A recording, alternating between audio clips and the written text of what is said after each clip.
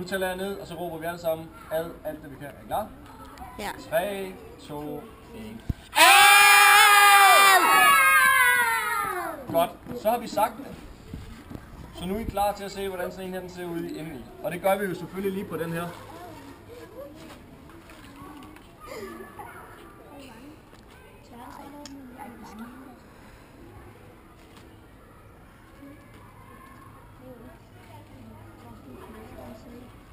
Ja, jeg skal nok vise alt det, jeg overhovedet kan komme til. Det er kråsen. Der er nemlig noget med kråsen. Det er den tykker med. Nu skal I se her. Den tykker med kråsen. Allerførst, ikke også? Så har vi halsen her. Og så har vi 2 forskellige rør på sådan en fasan. Er der nogen, der kunne forestille sig, hvad de hedder? Vi mennesker har også 2 forskellige rør, vi bruger til noget. Alexander? Lufthullet. Der er et luftrør. Det er det her. I kan se her. Det er sådan helt strimlet, sådan helt stiplet og meget, meget tyndt. Det er luftrøret. Så er der et til rør, der sidder lige ved siden af luftrøret. Det er det her. Er der nogen, der ved, hvad bruger den så det til? Yusuf? Spiserøret. Det er nemlig rigtigt. Så er det så smart, at sådan en fasan, den har sådan en lille pose siddende lidt længere nede. Det hedder kråsen. Hvor den kan gemme al sin mad i. Den er Du ulækker. kan se, der er en masse korn her, den har spist. Så når fasanen den spiser, så spiser den ikke det hele dagen, når den er sulten.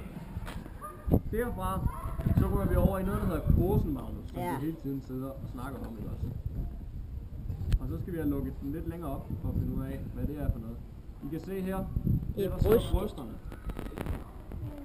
Når man skærer dem ud, ja, det var det der med, at den kunne flyve 100 km i timen, det er fordi den har så store brystmuskler. Det er et kyllingebryst. Det er fuldstændig det samme, som vi køber i Kvickly, stort set, bortset fra det her, det er fasan. Kan I se de huller her? Ja. Hvem var det, der spurgte om, hvor den var blevet skudt? Philip.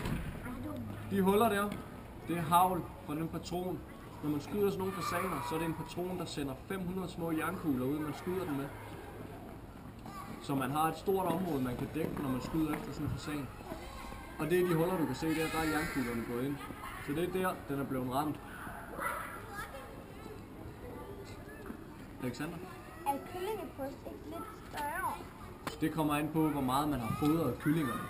Sådan nogle kyllingebryster, I spiser, det er jo sådan nogle kyllinger, der har gået indenfor, og man har fodret hele tiden i sådan nogle små buer og sådan noget. Men jeg mener altså, det er helt, altså direkte, når man får den her kylling, så er den jo lidt tykkere. Ja, men det er rigtigt. Der kan godt være lidt mere kød på kyllingerne. Rasmus, Hvad hedder hjertet? Ja, Magnus, hvad vil den sige? det er fordi, at man kan ikke kan man købe sådan nogle fasanbryster? Det kan man faktisk godt. Der er nogle steder, der bliver de solgt, og det er tit de hele fasaner, der bliver solgt. Ja. Nu har vi åbnet op indtil, så kan man se alt det, der er inde i den. Hvis vi nu starter med det her, som er det vigtigste, som vi mennesker også har. Hjertet. Hvad har Som vi så fat i? smadres. Magnus, Som man skal lige huske at række en hånd op, hvis man gerne vil sige noget, også selvom man er den, der sidder og filmer, jo også. Ja, fasanen, den havde ikke nogen tænder, jo. For det vidste. Mads, kan du ikke lige gå derover? Tak. Det vidste Magnus, hvad den var. Hvad hedder den her, Magnus? Det hedder kråsen. Kråsen. Maden, den kommer her fra spiserøret. Og så ryger den ned i kråsen. Og kråsen fungerer faktisk som fasanens tænder. Nu prøver vi lige at skære den op. Der er en masse sten i. Gætter jeg på. Det gælder meget også på.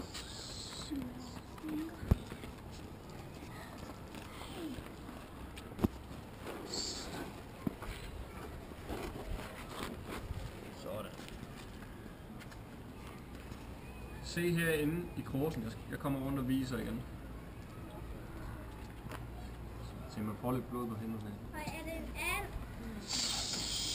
Men inde i kråsen, der er en masse små sten, som fungerer som fasanens tænder. Kråsen, Alexander, de må gerne være her, bare de sætter sig ned og tiger stille og hører efter.